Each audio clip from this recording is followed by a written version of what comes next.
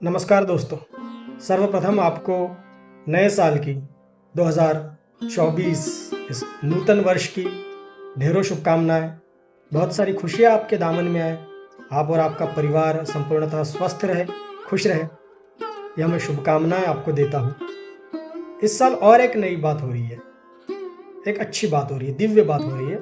वो ये कि 22 जनवरी 2024 को श्री राम मंदिर अयोध्या में रामलला की प्राण प्रतिष्ठा की जाएगी। तो इसी अवसर का फायदा उठाते हुए, लाभ उठाते हुए हम आज बात करेंगे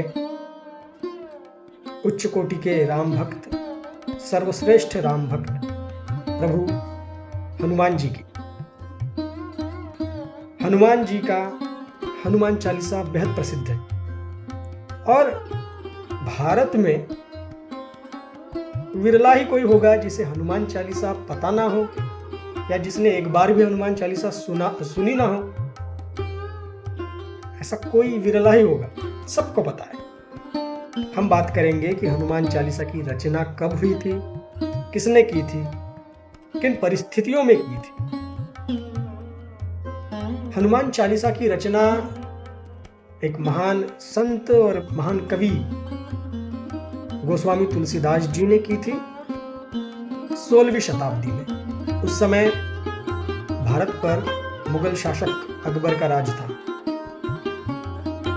और उन्हें इस बात का पता था कि गोस्वामी तुलसीदास जी बड़े उच्च कोटि के राम भक्त है, हनुमान भक्त है।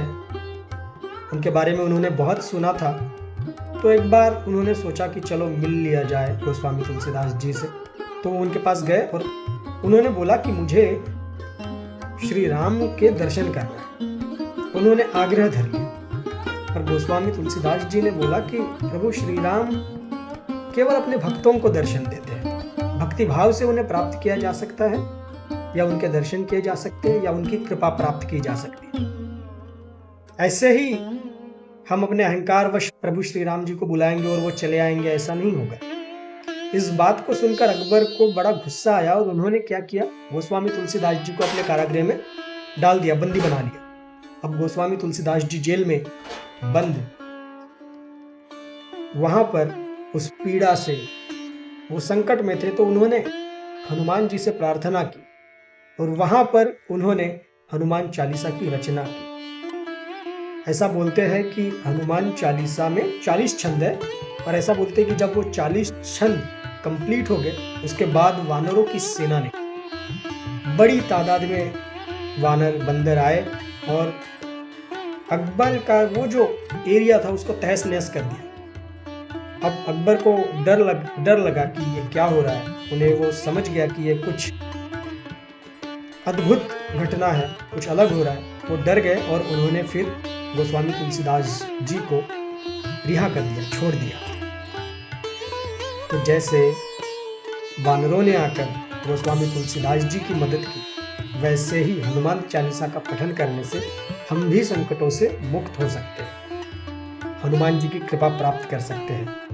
और हनुमान जी के बारे में तो बोलते ही है कि राम दुआरे तुम रखवारे, होतन आज्ञा बिनु पैसारे, कि प्रभु श्री राम जी के द्वार के आप रखवारे हैं और जब तक आपकी आज्ञा नहीं होगी हनुमान श्री राम जी के द्वार के अंदर प्रवेश नहीं लिया जा सकता।